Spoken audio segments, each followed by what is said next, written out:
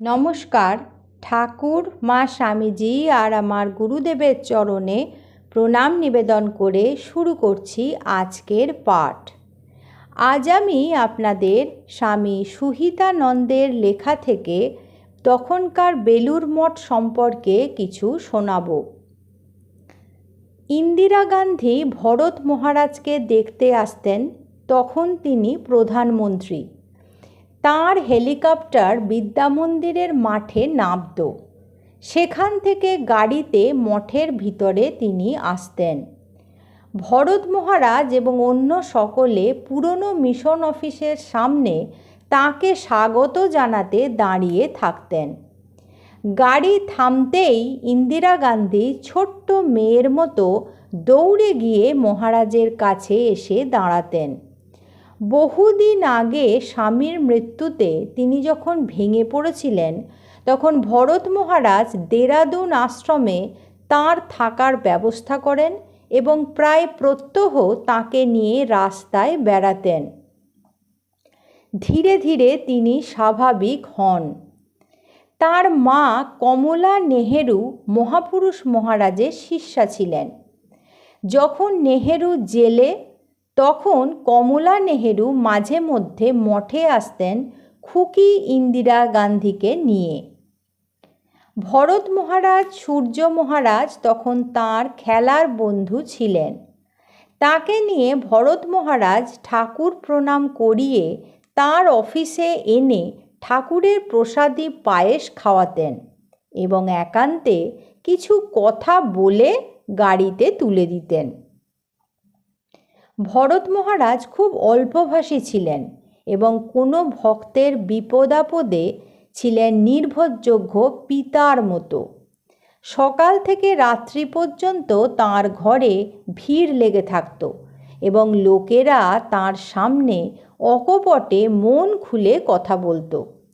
তিনি শুধু হুম হুম করতেন আর তারা গল গল করে বকে যেত। মহারাজকে প্রণাম করে তারা তৃপ্ত হয়ে চলেও যেত। সবাই বলতো ভরত মহারাজ তাকে খুব ভালোবাসেন। একদিন এক মহিলা এসে প্রণাম করে মহারাজকে বললেন, মহারাজ, আপনি আমাকে ভুলেই গিয়েছেন। মহারাজ তখন তৎক্ষণাৎ জিজ্ঞাসা করলেন, তোমার ছাগল চাষের কি হয়েছে? 5 বছর আগে 3 মিনিট কথা হয়েছিল। সেই সময় এই ভদ্রমহিলা ছাগল চাষের কথা বলেছিলেন মহারাজকে। তিনি ভুলে গেলেও ভরত মহারাজ কিন্তু ঠিক মনে রেখেছেন। একদিন রাত্রি 10টায় ভরত মহারাজ আমাকে বললেন, আনন্দবাজারের অশোকটাকে ফোনটা দাও তো। তখন পুরনো যুগের ফোন। একে ওকে ধরে নম্বরটা পুরনো খাতা থেকে বের করা হলো। তারপর কয়েকবার ডায়াল করতে গেলেই পেয়ে গেলাম। মহারাজ এসে ফোন ধরে বললেন, অশোক, অনেক দিন ঠাকুরের জন্য কোনো মালা পাঠাওনি, শীঘ্রই পাঠাবে। অশোক সরকার আনন্দবাজার পত্রিকার রূপকার। তাঁর স্ত্রী নির্ঝরিণী সরকার ছিলেন নিবেদিতার ছাত্রী, সুতরাং তাঁরা রামকৃষ্ণ পরিবারভুক্ত। মুগ্ধ অশোকবাবু শীঘ্র ঠাকুর সেবার জন্য মালা, ফুল প্রভৃতি নিয়ে এলেন। আমি তখন বেলুড় বিদ্যামন্দিরের ছাত্র। তখন বিকেলে কখনো কখনো মঠ দর্শন করতে, বিশেষ করে গঙ্গার উন্মুক্ত পরিবেশে বেড়াতে আসতাম। মায়ের শিষ্য স্বামী মাধবানন্দের নাম শুনতাম। আমাদের প্রিন্সিপাল স্বামী তেজেশানন্দ রাজা মহারাজের শিষ্য ছিলেন তিনি। সেক্রেটারি স্বামী বিমুক্তানন্দ সকলেই দেখতাম খুব শ্রদ্ধা এবং সমীহের সঙ্গে তার নাম নিতেন। স্বামী মাধবানন্দ তখন মঠ ও মিশনে জেনারেল সেক্রেটারি। তখন ভাবতাম, সাধুদের জেনারেল সেক্রেটারি আমার কি? আমি কোনো দিন তাকে দেখতে যাইনি। একদিন হস্টেলের সুপারিনটেনডেন্ট তারাদাস মহারাজ তারাপদ মহারাজ বললেন, মঠে যাচ্ছি মাধবানন্দ মহারাজের সঙ্গে দেখা করতে। তুমি প্রণাম করেছো তাকে? আমি না বলায় আমাকে বললেন, চলো তাহলে আমার সাথে। আমিও গেলাম, প্রণাম করলাম। তিনিও হেসে প্রণাম নিলেন। তারাপদ মহারাজ মধ্যে মধ্যে তাকে প্রণাম করতে বললেন। দু একবার চেষ্টা করে দেখলাম, তিনি ব্যস্ত লোক, বহু সাধু তাঁর সঙ্গে দেখা করেন, তাই আর চেষ্টা করতাম না। পরে যখন সারগাছিতে এসে মঠে যোগ দিলাম, বুঝলাম স্বামী মাধবানন্দজি হচ্ছেন সঙ্ঘের একজন মুনি।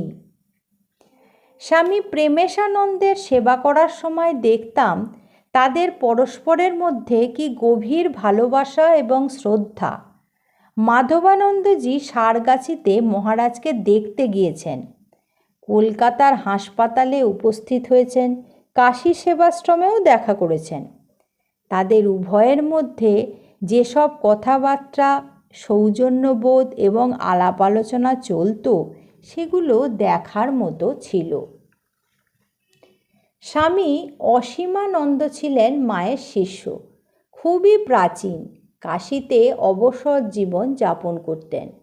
সকল সাধু তাঁকে খুব শ্রদ্ধা করতেন। মাঝে মধ্যে তিনি প্রেমেশ মহারাজকে খুব শ্রদ্ধার সঙ্গে প্রশ্নও করতেন। তার একটি অভ্যাস ছিল, সব কথার মধ্যে হুম হুম করা। একদিন 2-3 মিনিট প্রেমেশ মহারাজের সঙ্গে তিনি কথা বলেছেন। হঠাৎ প্রেমেশ মহারাজ আমাকে জিজ্ঞাসা করলেন, কয় মিনিট কথা বলেছেন? আমি বললাম, 2-3 মিনিট। মহারাজ আমাকে বললেন, উনি এর মধ্যে 23 বার হুম হুম করেছেন, আমি গুনেছি। আমরা শুনে সবাই হেসে উঠেছিলাম। আজ এই পর্যন্তই। পরবর্তী পর্বে আমি আপনাদের এইরমই কিছু ঘটনা শোনাব। ঠাকুর, মা স্বামীজি আর আমার গুরুদেবের চরণে আপনাদের সর্বাঙ্গীন মঙ্গল কামনা করি। আপনারা সকলে ভালো থাকুন, সুস্থ থাকুন। নমস্কার।